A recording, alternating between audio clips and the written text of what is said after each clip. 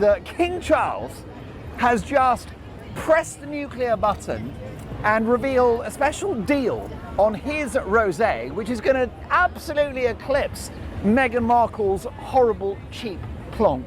Just when you think there is nothing sacred that Meghan Markle has not yet used in her grey, craven desire for publicity and for sales, she goes and does this. King Charles just served up some royal-grade shade. And this time, Meghan Markle is the one on the receiving side of this pretty drastic and devastating move from the head of the monarch.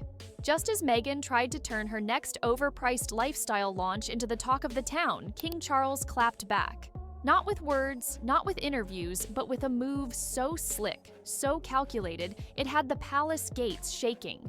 Because right after Meghan launched her blushing bottle of Napa Valley Rosé, marketed with all the usual Pinterest-level fluff about sisterhood, sensuality, and summer in a glass, King Charles dropped a 15% discount on his Duchy Originals Sparkling Rosé, but only if you buy 6 or more bottles.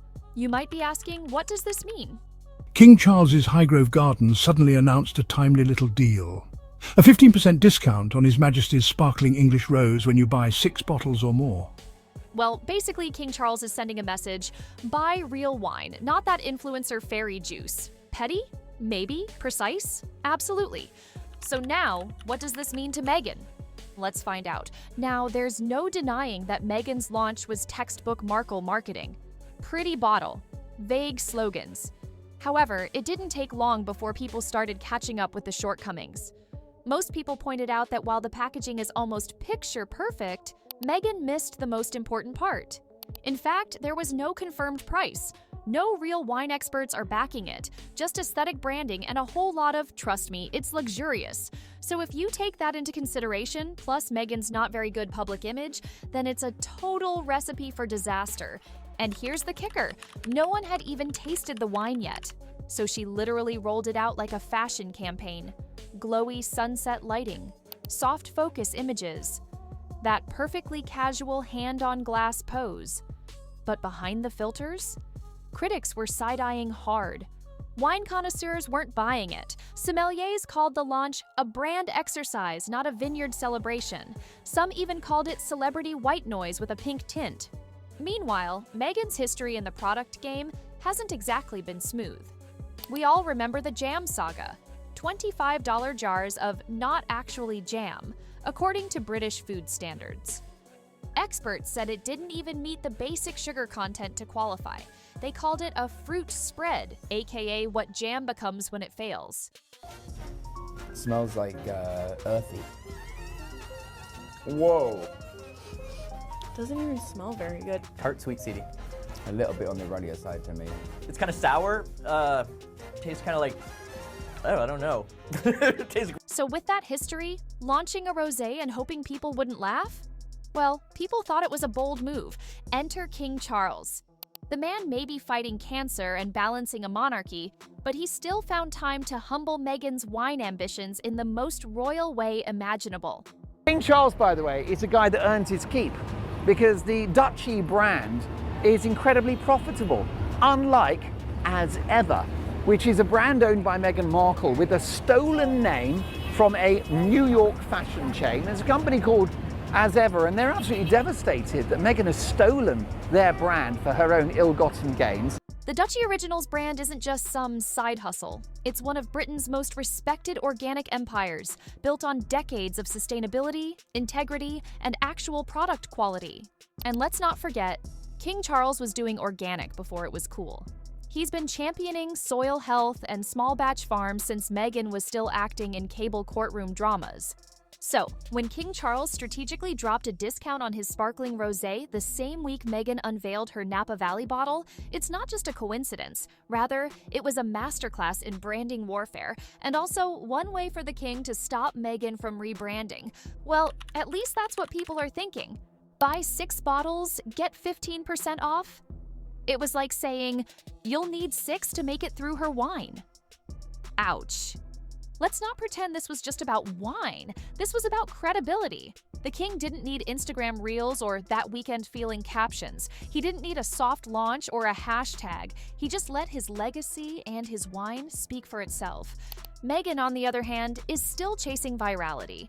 Building a brand with soft focus aesthetic, curated poses, and vague empowerment messaging that's starting to feel hollow.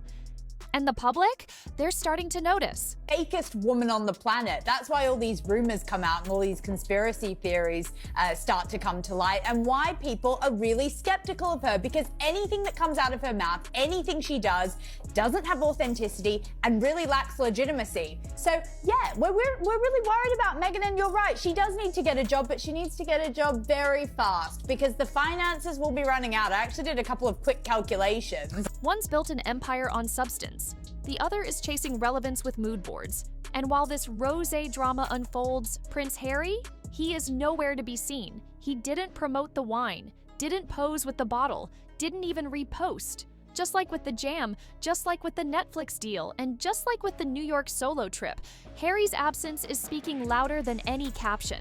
And Meghan? She's leaning in harder. Solo shots, strategic silence, that infamous "that weekend feeling" photo that screamed, "I'm thriving without you."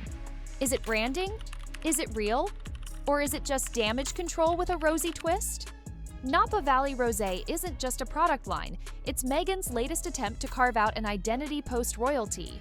But if you look closely, the cracks are showing.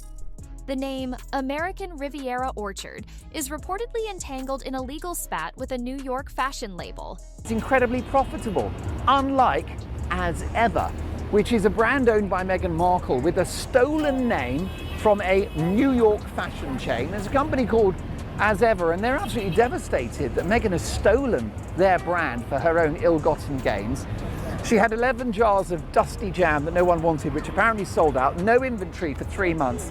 And now it looks like her plan to be the queen of rosé retail is in the toilet. The jam was mocked. The wine hasn't even been reviewed. And the overall vibe? Critics are calling it Pinterest core meets overpriced picnic. Meanwhile, King Charles's Duchy brand is expanding quietly, with certified organic standards, proper retail distribution, and yes, actual reviews. The contrast is brutal.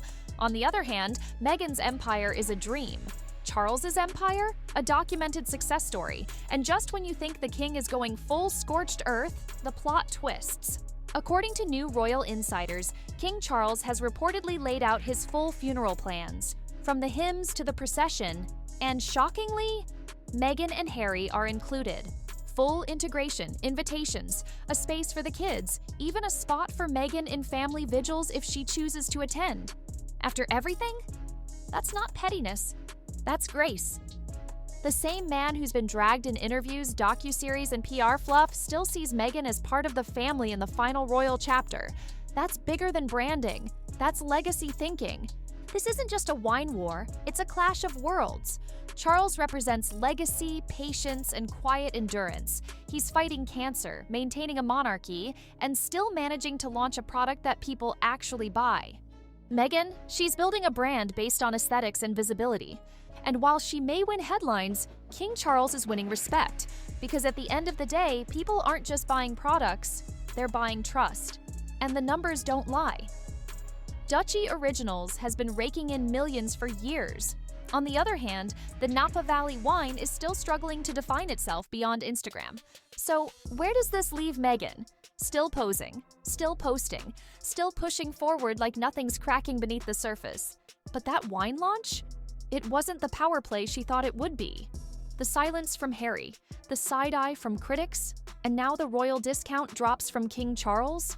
It's not just bad optics. It's a signal that even Buckingham Palace knows how to throw subtle shade with a smile, and the world is watching. So what do y'all think? Was Charles just being a savvy businessman?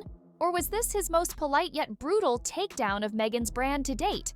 Let us know in the comments. Was it shade or strategy? Wine war or royal warning? Don't forget to like, subscribe, and tap that bell because the Markle versus Monarchy battle is far from over.